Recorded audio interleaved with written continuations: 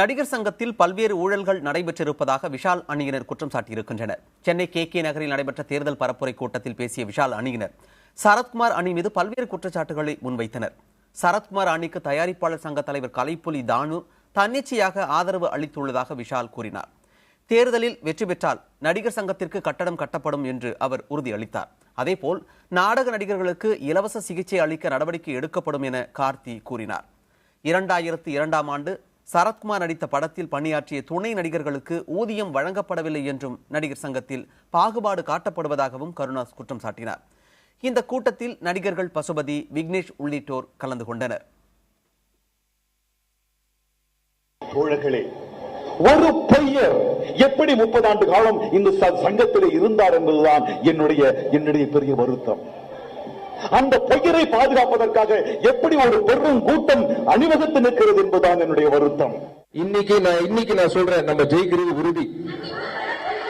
அது முடிவாயிடுச்சு. ஏன் சொல்றேன்னா, முடிவான விஷயம் ஏன் சொல்றேன்னா, அவ்வளோ கெடுதல் பண்ணியிருக்காங்க. நன்மை இன்னைக்கு நீங்க பேப்பர்ல காட்டலாம், 1000 அடி ஸ்கொயர் ஃபீட் கொடுப்போம், மருத்துவ உதவி கொடுப்போம். ஏன் இத்தனை வருஷம் கொடுக்காத நீங்க ஏன் திடீர்னு கொடுக்குறீங்க? 12 வந்து கொடுக்குறீங்க.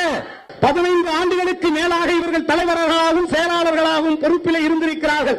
ஆனால் அந்த தலைவராக இருக்கக்கூடிய மதிப்புக்கும் மரியாதைக்கும் உரிய அண்ணன் சரத்குமார் அவர்கள் நடித்த காக்கியினுடைய படத்தினுடைய பில்லே இன்று வரை செட்டில் ஆகாமல் இருக்கிறது. இந்த நிலையில் அவர்களுக்கு 1000 சதுரடியிலே வீடா இடமா எங்கே? நான் உங்களிடத்திலே தாழ்மையோடு உங்களை பணிந்து கேட்பது ஒன்றே ஒன்றுதான், அவர்களுக்கு சேர வேண்டிய தொகையை கொடுத்து விடுங்கள். அதிலே அவர்கள் வாடகைக்காவது எங்காவது மானத்தோடு இருந்து கொள்ளட்டும். நந்தா பிளாட் எதிராக வாங்கியிருக்காங்க, 1,60,00,000 ரூபாய் 9,000 ஸ்கொயர் ஃபீட் வாங்கியிருக்காங்க. நான் அந்த இடத்துக்கு போக விரும்பல, அதையும் ஊழல். ஆனா அதுல லைஃப் டெஸ்டிங் போட்டிருக்காங்க. நான் என்ன சொல்றேன், உங்களுடைய சொத்து, உங்க அப்பா சொத்து, உங்க தாத்தா சொத்து இருந்தா நீங்க லைஃப் டெஸ்ட் போடலாம். பப்ளிக் சொத்து நீங்க போடுறதுக்கு நடிகருடைய சொத்து. இந்த அணிதான் கண்டிப்பா ஜெயிக்குங்கிறது எனக்கு அசைக்க முடியாத நம்பிக்கை. ஏன்னா எத்தனையோ என் தம்பி சொன்ன மாதிரி எத்தனையோ சோதனைகளை சந்திச்சு நான் இங்க வந்திருக்கிறேன். எதுக்கு இதெல்லாம் சொல்றேன்னா, நடிகருக்கு ஒரு பாதுகாப்புனா இந்த அணிதான். ஏன்னா நான் 1000 பேரும் நான் அறிவிச்சிருக்கிறேன்.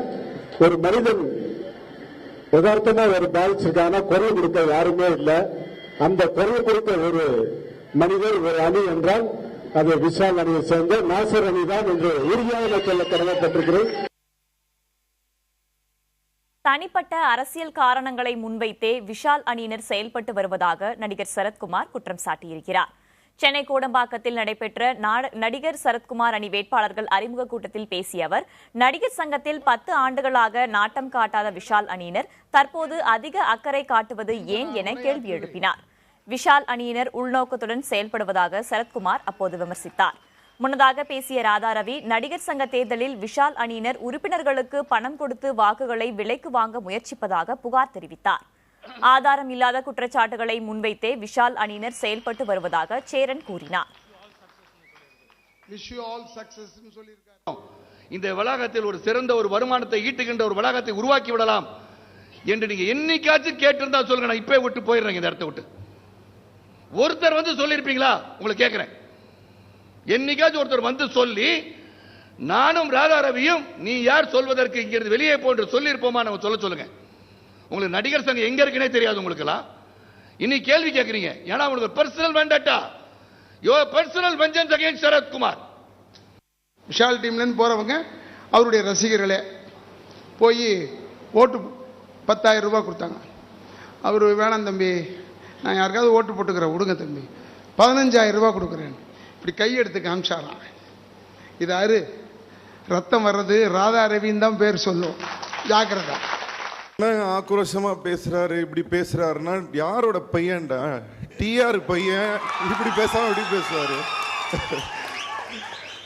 காமெடியா இருக்கு, என்ன இப்படி பேசிட்டாரு அப்படி பேசிட்டாருன்னு. இதுல வேற எனக்கு நிறைய பேர் கேட்டாங்க இந்த மாதிரி, இல்லை சார் எல்லா மற்ற நடிகர்களும் எதுவுமே இதை பற்றி கமெண்ட் பண்ணாமல் கையை கட்டிட்டு சாஃப்டாக இருக்காங்க, நீங்கள் மட்டும் ஏன் இந்த மாதிரிலாம் பேசி உங்களை மட்டும் கெட்டவன் சொல்ல போகிறாங்க? டேய், நீங்கள் எனக்கு புதுசாகடா கெட்டவன் சொல்ல போகிறீங்க?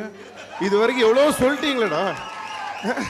என்னை பத்தி நீங்க சொல்லலை, இல்ல புதுசா என்னமோ இமேஜ் கெட்டு போயிட போற மாதிரி. உண்மையை பேசி கெட்டவன் பேர் வாங்குறது எவ்வளோ பெட்ரு.